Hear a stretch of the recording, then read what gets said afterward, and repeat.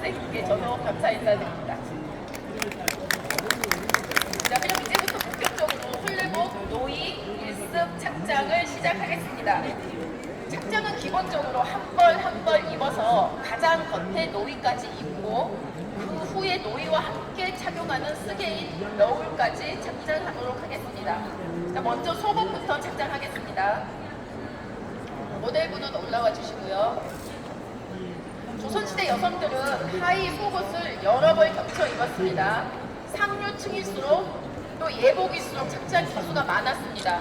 가장 속에 입는 속옷은 다리 속옷이라고 하는데 현재로 보자면 T자형 팬티라고 생각하시면 됩니다. 옷감을 길게 여러 겹 접어서 허리띠에 달아서 착용했습니다. 오늘은 다리 속옷은 생략하기로 하고요. 그 위에 있는 속속옷부터 입겠습니다. 자, 속속옷은 다리통이 넓은 단속옷과 비슷한 형태입니다. 이 다리 속옷이라고 하고 이 옷은 속속옷이라고 하고요. 밑이 막혀 있습니다. 다리와 다리 사이에 밑 부분은 막혀 있는 형태입니다. 다리 속옷이라는 첫 번째 T자형 팬티를 입고 나서 두 번째 입는 속옷, 이름은 속속옷입니다. 말하자면 첫 번째는 입지 않았지만 이 속옷이 두 번째 입는 하의 속옷이라고 생각하시면 되겠습니다. 속속옷 입고 계십니다. 지금 형태를 잘 살펴보시면 다음에 네 번째로 입게 될 단속옷과 비슷한 형태인 것을 알 수 있는데요. 잠시 후에 그 부분을 다시 소개해 드리겠습니다. 지금 속속옷을 입으셨습니다. 그 위에는 속바지 또는 고쟁이라고 부르는 바지를 입었습니다. 지금 보시는 이 옷입니다. 이 옷을 보시면은 속바지에 다리 밑에서부터 발목까지 가는 선에 곡선의 베레가 있습니다. 둥글게 생겼습니다. 한복에 이 소매 밑에 있는 베레라고 하는데 이 베레와 비슷한 곡선이 있고요. 발목 부분은 좁아집니다. 그리고 다리와 다리 사이가 아까 속속옷은 막혀 있었지만 이 옷은 저렇게 터져 있습니다. 밑이 터져 있고 마지막 발목으로 가는 부분이 한복의 베레선과 비슷하게 둥글게 베레선이 둥근 곡선으로 되어 있습니다. 그리고 하의가 터져 있습니다. 발목 부분이 좁은 형태입니다. 아까 입었던 속속옷은 다리 부분이 넓은 형태이고요. 지금 입는 옷은 세 번째 입는 속바지입니다. 고쟁이라고도 합니다.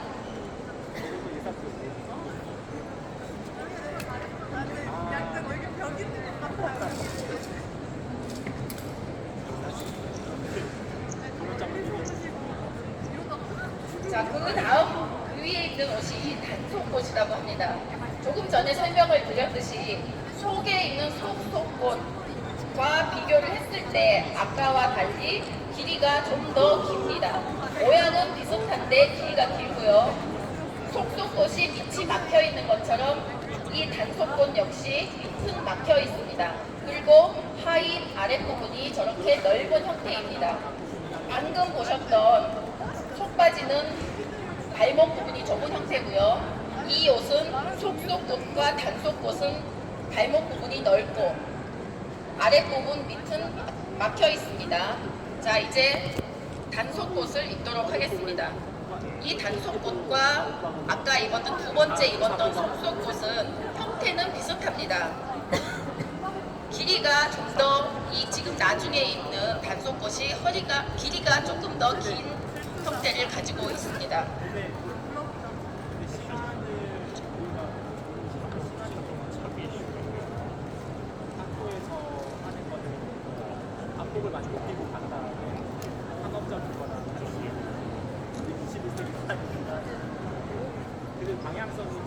지금 보고 계신 이 속옷들은 모두 유물과 똑같이 복제한 복장들입니다.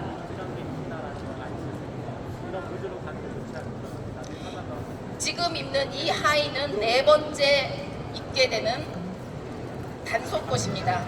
처음에 말씀드렸듯이 상류층일수록 또 예복일수록 하의에 입는 속옷의 착장 개수가 많습니다. 왕후가 입는 속옷이기 때문에 가장 많았다고도 보면 되겠습니다. 자, 다음은 속옷으로 입는 적삼을 착장하도록 하겠습니다. 지금 입고 있는 이 적삼은 고려대학교 박물관에 소장된 파평윤씨 묘에서 출토된 옷을 복제했습니다.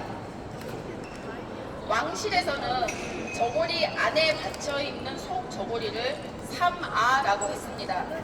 또 장렬왕후 혼례 기록에서도 이 적삼을 삼아라고 기록하고 있습니다. 이제 적삼을 읽겠습니다.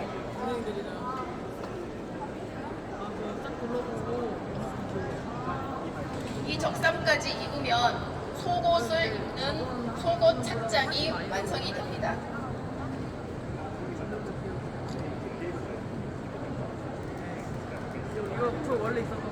하의로 입은 옷은 오늘 입지는 않았지만 다리 속옷 T자형 팬티로 생각하시면 되는 다리 속옷, 그 위에 속속옷도 입었습니다. 속속옷, 속바지, 그리고 단속옷까지 하의를 갖추었고요. 위쪽에는 현재 파평윤씨 묘에서 출토된 옷을 복제한 적삼, 왕실 기록에는 3아라고 되어 있는 이 속옷을 지금 착장했습니다. 다음으로 치마와 저고리를 착장하도록 하겠습니다. 먼저 남색 평치마를 입겠습니다. 조선 여성들의 치마에는 여러 가지 형태가 있습니다. 이중 거들치마라고 하고 또 거들치마, 일반 평치마 이렇게 다양한 형태로 존재하는데 지금 보고 계시는 이 옷은 이 치마는 평치마입니다. 참고로 말씀드리자면 제가 지금 입고 있는 옷은 16세기 그러니까 조선 전기에 출토된 옷을 복제한 이중 거들치마라고 합니다. 앞에 보시면 주름이 위에 하나가 있고요. 아랫부분에 또 주름이 있습니다. 이 두 개의 단이 있는 주름 단이 있는 이런 옷을 이중 거들치마라고 합니다. 이 치마가 중기로 가면서 거들이 하나만 생깁니다. 하나가 없어져요. 그러면 이중 거들치마가 거들치마가 되고요. 후기로 갈수록 이렇게 평치마로 가게 됩니다. 우리가 현재 알고 있는 치마는 대부분 이런 형태로만 알고 있습니다.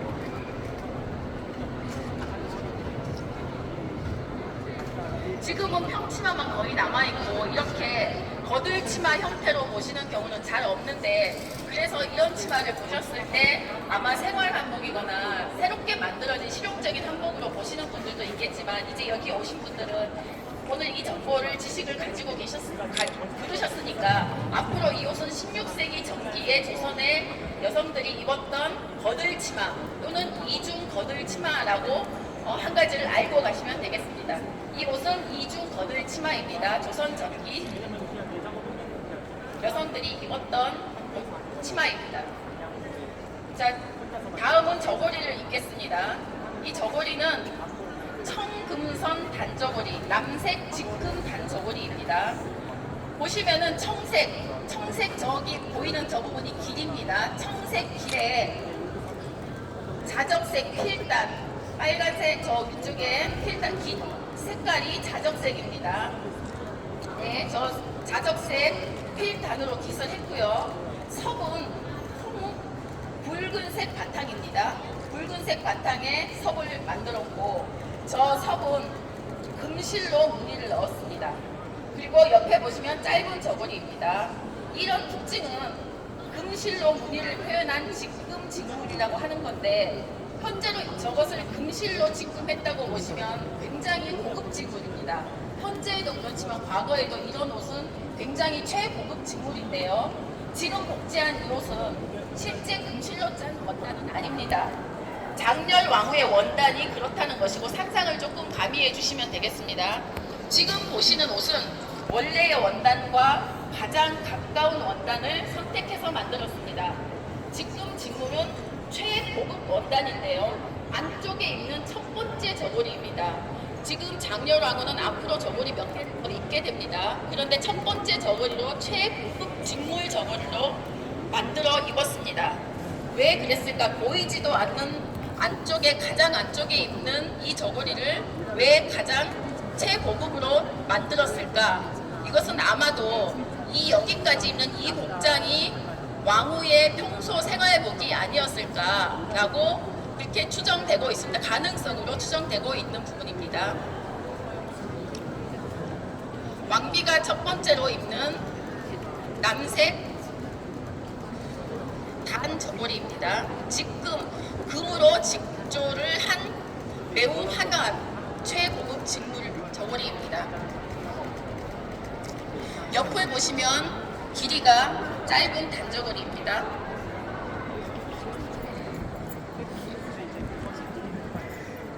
자, 다음은 두 번째 치마를 입겠습니다. 두 번째 치마는 자적색 수란 치마입니다. 이 옷은 단국대학교 석주선 기념박물관에 소장된 청주 한씨 묘에서 출토된 복식을 근거로 복제했습니다. 청주 한씨는 중종의 두 번째 따님인 의혜 공주의 손녀입니다. 왕실과 직접 연관되는 분이고, 그래서 이분의 치마를 장렬 왕후의 치마를 복제할 때 참조해서 제작을 했습니다. 지금 보시면 아시겠지만 유물의 치마가 127cm입니다. 평상시에 입을 수 있는 치마의 길이와 비교했을 때 매우 길기 때문에 특별한 의식에서 착용한 위례용 치마라고 보고 있습니다. 여기 보시면 아래에 금으로 된 저 수란의 무늬는 용무늬입니다. 원래 청주 한씨묘에서 나온 출토품에는 용무늬가 아니라 포도동자무늬입니다. 하지만 현재 착장하고 있는 이 수란 치마는 용무늬를 표현했는데 왕비의 무늬는 원래 봉황입니다. 봉황이 아니라 지금 용무늬를 표현한 이유는 인조 장려로 가래도가 위궤에 치마의 쌍용, 즉 두 마리의 용무늬를 금사로 직조한다라는 기록이 있기 때문에 그 기록을 그대로 살려서 금으로 직조한 겁니다. 근데 현재 이 무늬는 금사로 용무늬를 직접 직조할 수는 없기 때문에 금박으로 첩금을 했습니다. 쌍용 무늬를 표현하는 방식은 현재 국립고궁박물관에 유물로 남아있는 영친 왕비의 쌍봉문 대란 치마의 무늬를 참조해서 제작했습니다. 자, 여기까지 첫 번째 저고리 입었고요. 치마 두 개를 작작했습니다. 자, 다음에는 저고리를 다시 입겠는데, 예복을 갖출 때 원래 저고리는 3개가 세트입니다. 저고리 3점이 세트인데, 또는 저고리 2점에 담이 1개 해서 3개를 입습니다. 총 3점의 옷이 한 세트를 입는 것이 기본 예법입니다. 장렬 왕후도 저고리를 총 3점 갖추었습니다. 지금 보고 계신 남색 단저고리가 있고, 그 위에 2점을 더 입었는데, 보시면은 지금 바디에 입혀두었습니다. 두 번째 입은 옷은 이 초록색 저고리, 그리고 여기 있는 자적색 저고리이고, 이게 원래 실제로 입었던 장렬 왕후의 두 번째, 세 번째 저고리를 복제한 것인데요.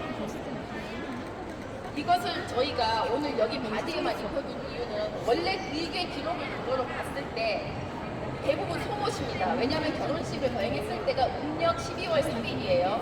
그래서 한겨울에 혼례를 올렸기 때문에 또 나라 살림이 불필요한 시기다 보니 여러분의 옷을 다 갖추지는 못하고 속옷으로 좀 근소화해서 혼례를 치렀던 것으로 이렇게 보입니다. 그런데 남색 저고리부터 지금 입고 계신 남색 저고리, 또 여기 초록색, 자적색 저고리까지 섬저고리를 다 입히면, 지금 섬저고리 3개를 다 입히게 되면 모델분께서 너무 힘드실 것 같아서 두 번째와 세 번째는 저희가 보여드리기만 하고 솜을 넣지 않은 다른 복제품을 다시 준비했습니다. 자, 지금 입히는 저 두 번째 저고리는 고성남씨 복장입니다. 장렬 왕후와 혼례 시기가 비슷한 시기에 묘에서 출토된 저고리를 복제한 겁니다. 보시면 옆에 보시면 옆이 막힌 일반 저고리입니다. 옆부분이 막혀 있습니다. 일반 저고리 형태입니다. 이제 입혀주시면 되겠습니다. 이 솜 저고리와 비교했을 때 가볍습니다. 모델분이 오늘 조금 덜 더우실 수 있습니다. 이 옷은 보성남시 묘에서 출토된 복식을 복제한 옷제품입니다. 장렬 왕후의 혼례 시기와 비슷한 시기에 돌아가신 보성남씨 그분의 묘에서 출토된 복식입니다. 그래서 시기적으로는 여기와 이쪽이 비슷하다고 보시면 됩니다.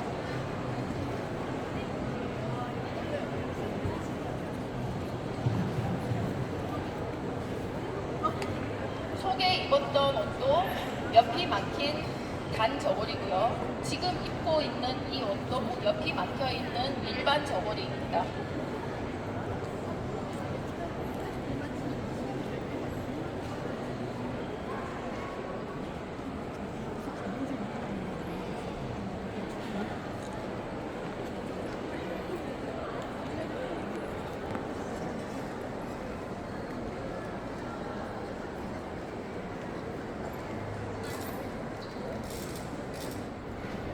원래 여성들의 옷은 입을 때도 굉장히 착장 과정이 복잡하고 길고 또 벗을 때도 착장 과정이 굉장히 복잡하고 깁니다.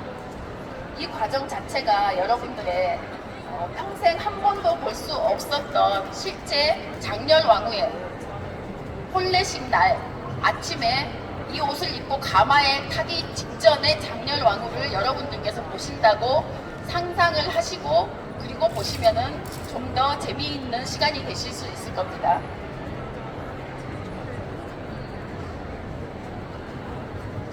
자, 그리고 세 번째 입는 저고리는 은진 송씨 묘에서 출토된 저고리입니다. 이 세 번째 저고리는 옆이 튀어 있습니다. 겨드랑이 밑에 잠깐 봐주시면 옆부분이 저렇게 터져 있습니다. 그리고 길이가 긴 저고리입니다. 자, 이런 형태의 옷은 후기로 가면서 점차 이 품이 줄어들고 좁아지고요. 그리고 옆선에도 곡선이 생깁니다. 착장을 해주시면 되겠어요.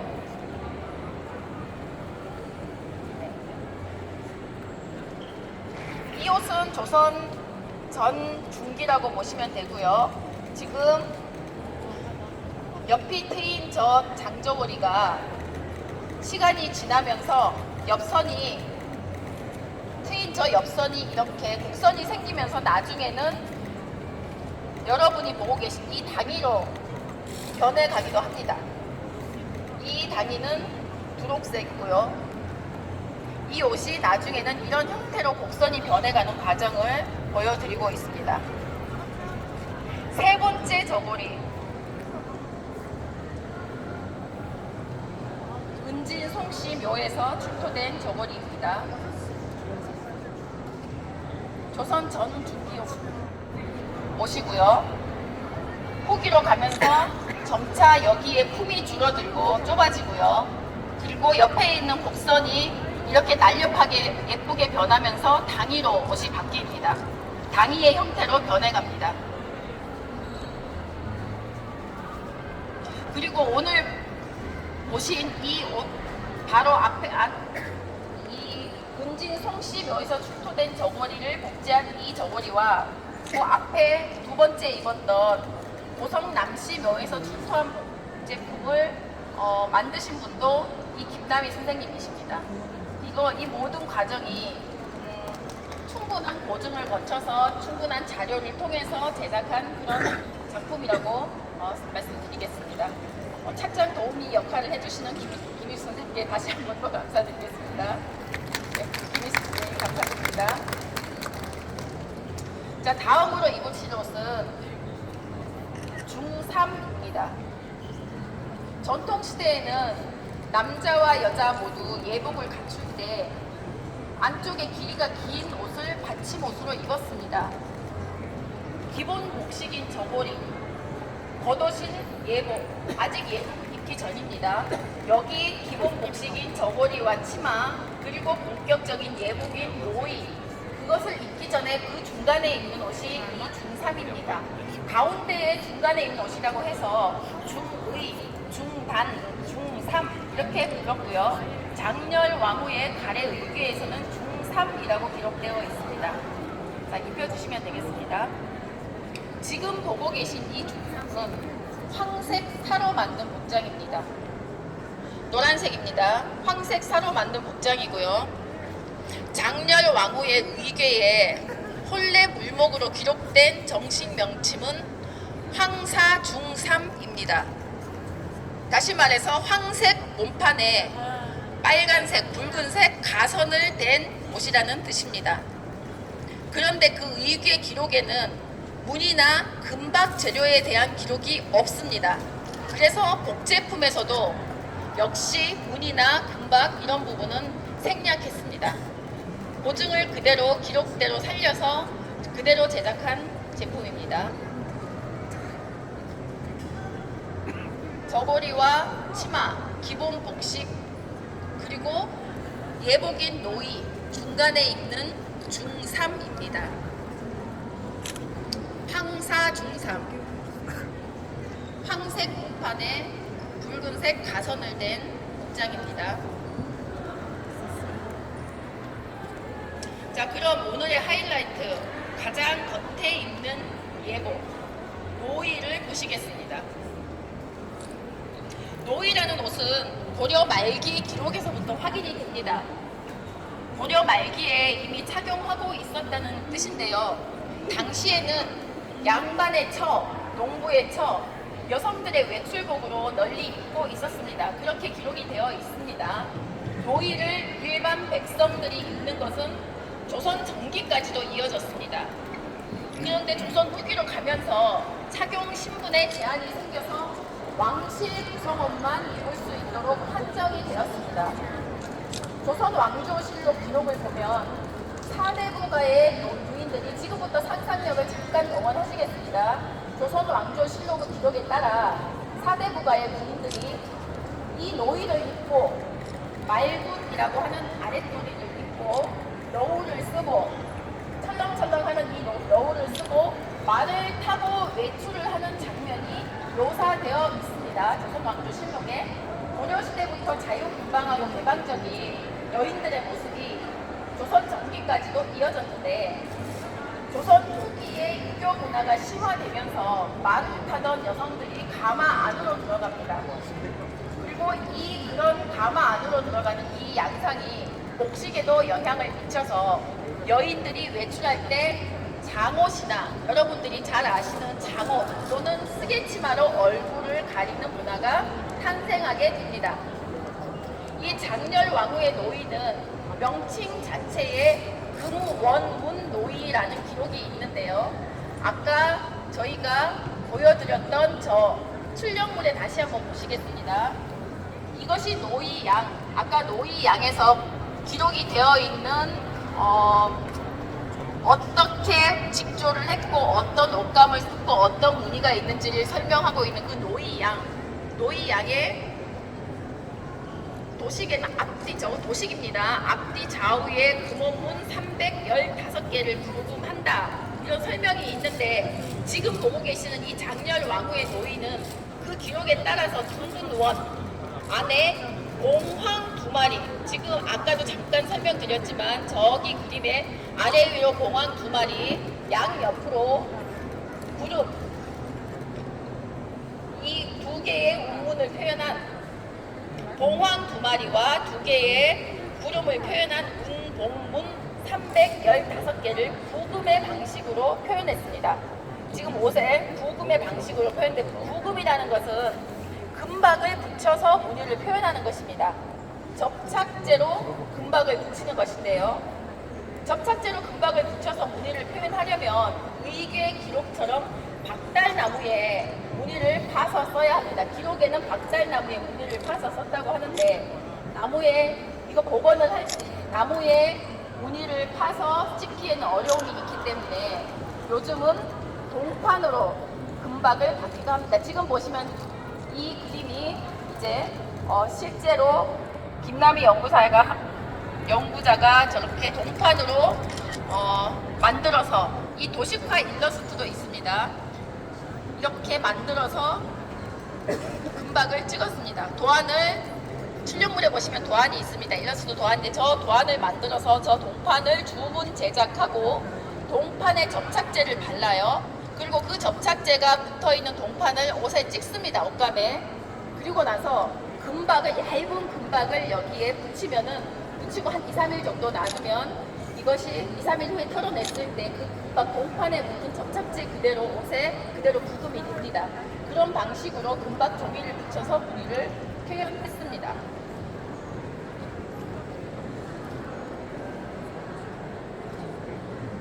자, 지금 입고 계신 이 노이의 앞과 뒤를 한번 보여드리겠습니다. 지금 보시는 장렬 자, 모델분께서 잠깐 뒤로 돌아주시겠습니다.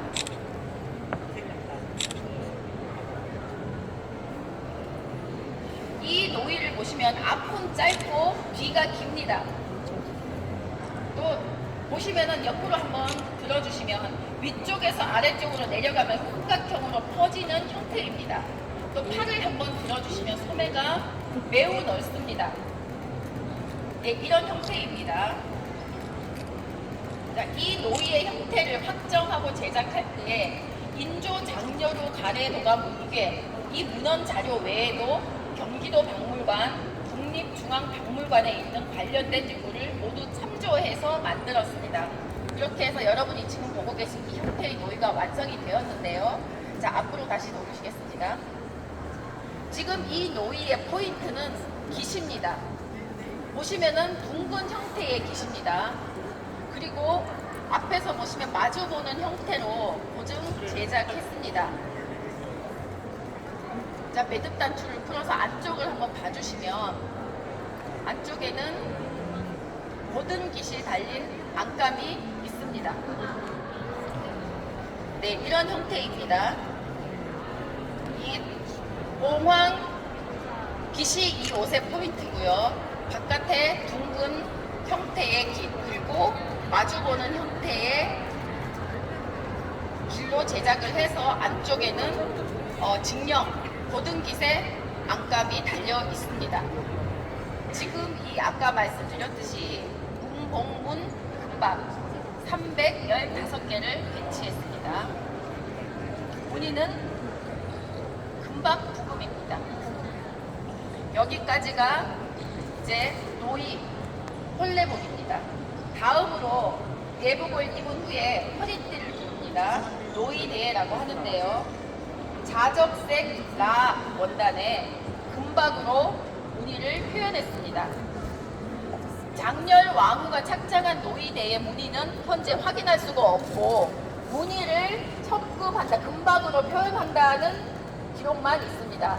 어떤 무늬인지는 없이 금박 첩금의 기록만 있기 때문에 다른 관련 자료들을 근거로 해서 봉황 무늬를 표현했을 분이 추정하여 장렬 왕후의 노이대에도 봉문을 부금했습니다. 자, 이제 노이대를 착장하겠습니다. 자접색 라의 금박 무늬, 금박으로 봉황 무늬를 첩금한 형태입니다. 원래의 기록에는 봉황이라는 글자는 없지만, 기록은 없지만 부금의 첩금의 기록만 있습니다. 그래서 다른 관련 자료들을 근거로 하여서 봉황 무늬를 표현했을 것으로 추정하여 장렬 왕후 노이대에도 봉 무늬를 부금하였습니다. 자, 다음으로 머리에 쓰는 너울을 착장하도록 하겠습니다. 너울을 쓸 때는 지금 요 뒤에 바디에 있는 것이 너울입니다. 그런데 너울을 그냥 쓰지 않고 너울 안에 립이라는 지금 저기 스님께서 들고 계신데요. 저 립이라는 것을 받쳐서 써야 합니다. 너울은 얼굴을 가리는 것이고 그것은 저 위에 올리는 것입니다. 너울은 이 고려시대부터 조선 전기까지만 해도 4대 국가의 부인들도 너울을 사용했습니다. 그런데 조선 후기로 가면서 노을을 사대부가의 여성들은 사용하지 않고 왕실에서만 사용하게 됩니다. 왕비, 왕세자빈, 후궁, 공주, 옹주 같은 왕녀들이 홀례복으로 노을을 장만하고 또 상궁들이 국가 행사 때 예복을 갖추고 노을을 씁니다. 의궤의 반차도에서 상궁이 노을을 착용한 모습을 확인할 수 있습니다. 자, 지금 또 립을 불어주세요. 지금 보시는 것이 립입니다. 안쪽을 보시면 대나무살을 가늘고 곱게 다듬어서 엮어서 만드는 겁니다. 원래의 유물은 가늘고 손질이 잘 되어 있습니다. 그런데 지금은 그와 똑같이 만들 수 있는 장인이 없습니다. 그래서 지금 보시는 저 립은 방송국에 소품을 공급하는 분께 부탁해서 임시로 간단하게 만든 겁니다. 그리고 립 안에는 받침틀이 있습니다. 이 받침틀을 머리에 얹게 되어 있습니다. 받침틀은 양쪽의 높이가 다릅니다. 한쪽은 높고 한쪽은 낮습니다. 머리에 얹어보면 낮은 쪽이 앞쪽으로 가게 사용했다는 것을 알 수가 있습니다.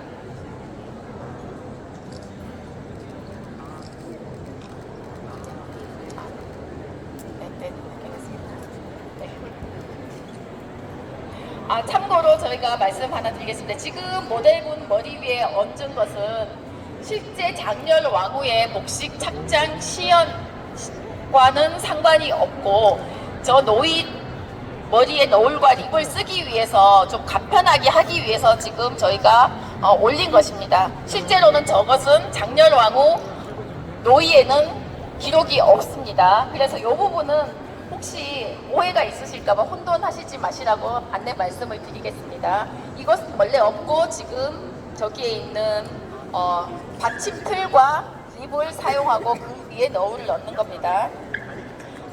아까 립에 대해서 저희가 설명을 드렸고요. 받침틀을 설명해 드렸습니다.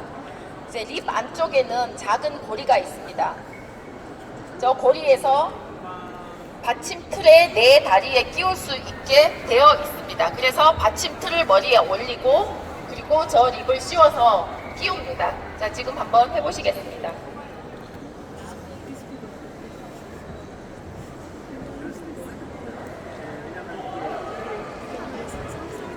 받침틀은 한쪽은 낮고 한쪽은 높은데 낮은 쪽이 앞쪽으로 가게 올립니다.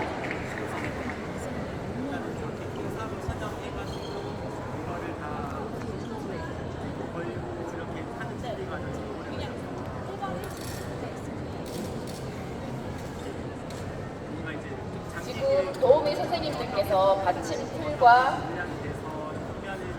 지금 잠깐 또 설명을 드리겠습니다. 저 받침틀에 착장하고 있는 긴 끈이 있습니다. 저것은 그림이라고 합니다.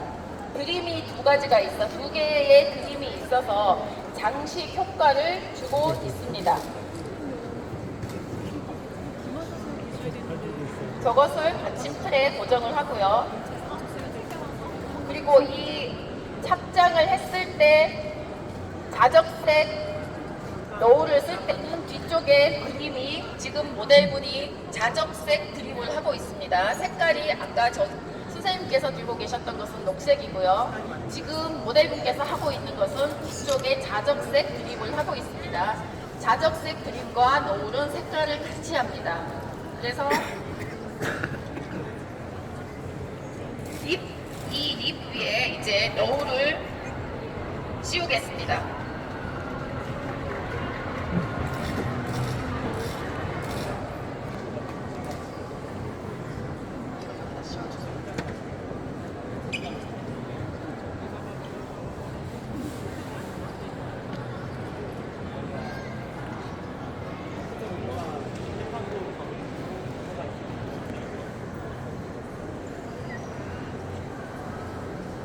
지금 여러분께서는 1638년 인조가 두 번째 왕후인 장렬 왕후와 결혼식을 할 때 장렬 왕후를 맞으러 어이동 별궁으로 신영 행사를 나가서 친부를 데리고 창경궁으로 돌아오는 그 과정에서 장렬 왕후가 입고 가마에 앉아 있었던 혼례복을 착장 시연하는 행사에 계십니다.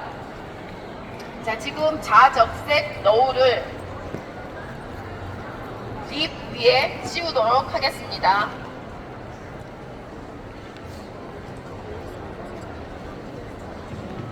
(315개의) 동왕문 운봉문이 있는 금박 찍힌 이 노이를 입고, 그리고 자적색 너울을 머리에 올리고 신랑인 인조를 따라서 궁궐로 가는 장렬 왕후의 모습을 상상해 보시면 되겠습니다.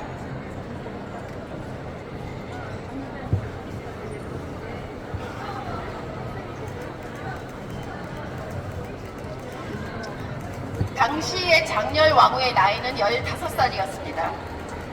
그러면 아침 일찍부터 시작해서 이 모든 옷을 입고 추운 겨울날 이 모든 옷을 입고 준비를 하면서 신랑을 따라 궁궐로 들어가는 15살의 장렬 왕후의 노고가 얼마나 힘들었을까 생각을 해볼 수도 있습니다.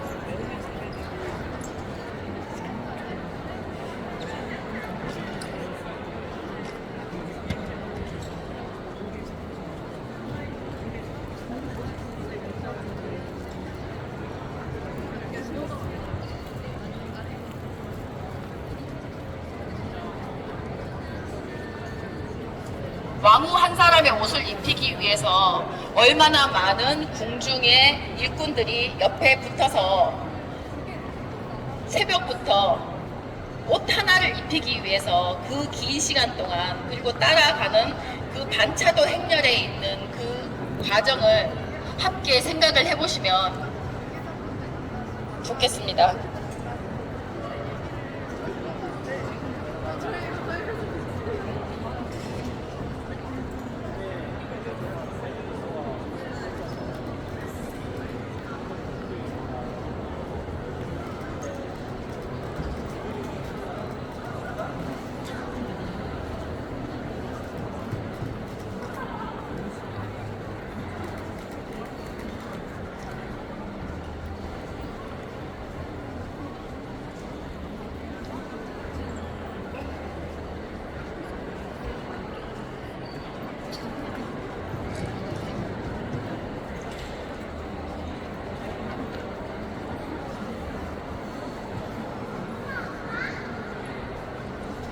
옷을 입는 과정이 매우 길고 복잡합니다.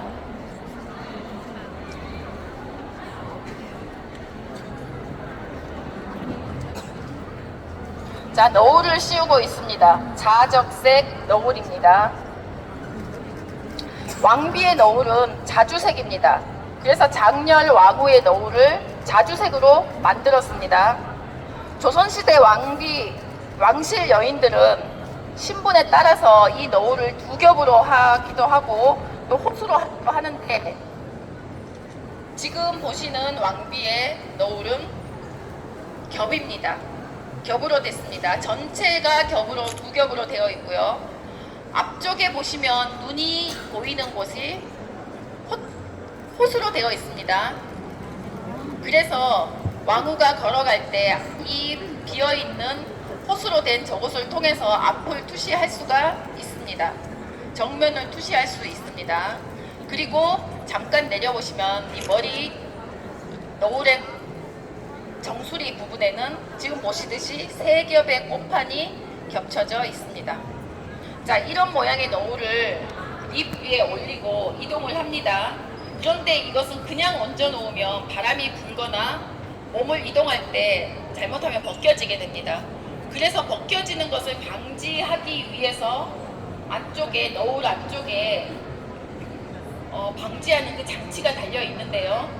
립 가장자리에 닿는 부분에 좁은 천을 대었고, 잠깐 보여주시겠습니다.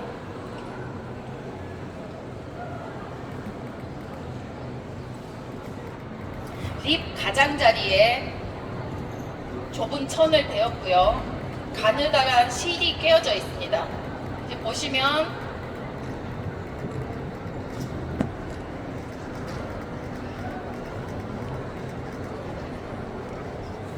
가느다란 실이 꿰어져 있습니다. 그래서 저 실을 아랫부분에 저렇게 끼워서 실을 잡아 당기면 너울이 립에 고정되는 형식입니다.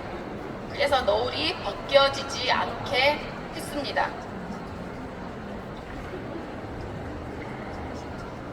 실을 잡아당길 수가 있습니다. 그리고 너울에는 아까 보여드렸듯이 뒤쪽에 드림이 있고요.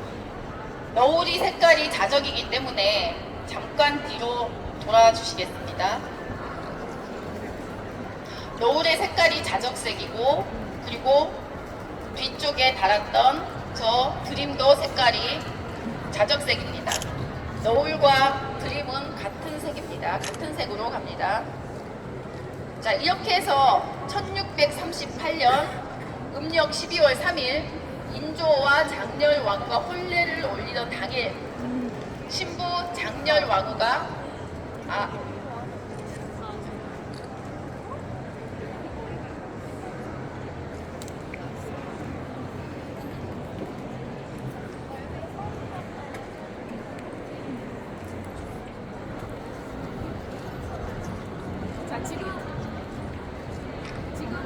지는 저 장식품은 유소라고 하는 겁니다.